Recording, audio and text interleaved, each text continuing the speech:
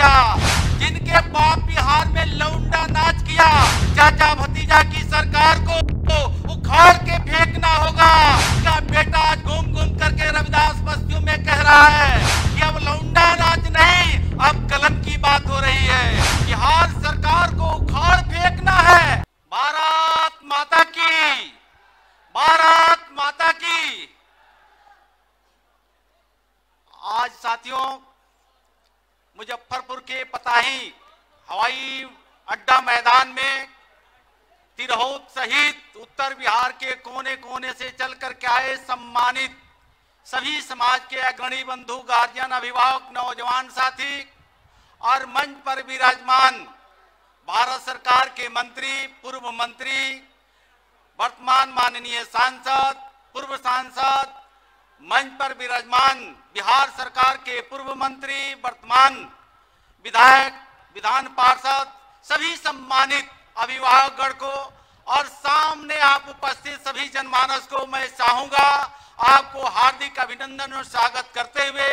कुछ ही मिनटों में हम सब लोग उपस्थित हुए हैं देश के यशस्वी गृह मंत्री आदरणीय अमित भाई शाह जी के विचार और संदेश को सुनने और जानने के लिए। जैसा आपने सुना है, समय कम है, हम सब लोग आए हैं अपने नेता आदरणीय अमित भाई शाह जी के बातों को सुनने और 2024 और 2025 में बिहार सरकार को उखाड़ फेंकना है। और कोने कोने में उपस्थित सभी समाज के लोगों को आपको जानकर एक आश्चर्य होगा कि जिन लोगों ने गरीब बस्तियों में जाकर के, खास करके अनुसूचित जाति रविदास परिवार में संविधान की हवाला देकर के, रिजर्वेशन की हवाला देकर के आपके बेटा और भाई होने के नाते जनक चमार आपसे आग्रह अपील करना चाहता है कि 15 साल शासन, भतीजा का पिताजी बिहार में मुख्यमंत्री बने और 15 साल इन लोगों ने लौंडा नाच किया, जिनके बाप बिहार में लौंडा नाच किया,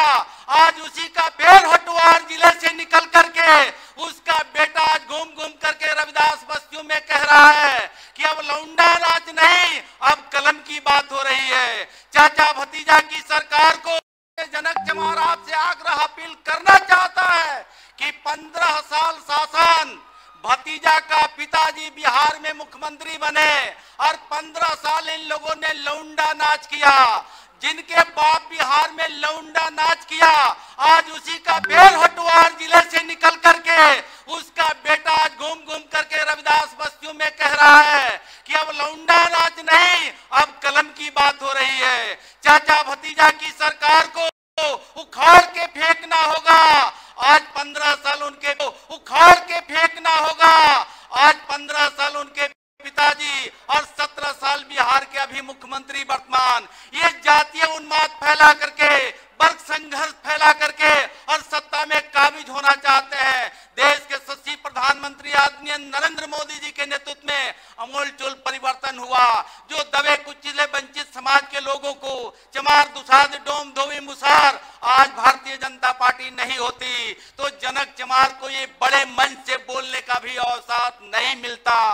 ज्यादा कुछ ना बोलते हुए बड़े भाई शिवाय राम जी का मैं भावना को कद्र करते हुए अपनी बातों को यही समाप्त करता हूं। मंच पे सम्मानित नेता सामने बैठे हुए आप सबको हृदय से आभार, अभिनंदन, स्वागत करते हुए भारत माता की, भारत माता की।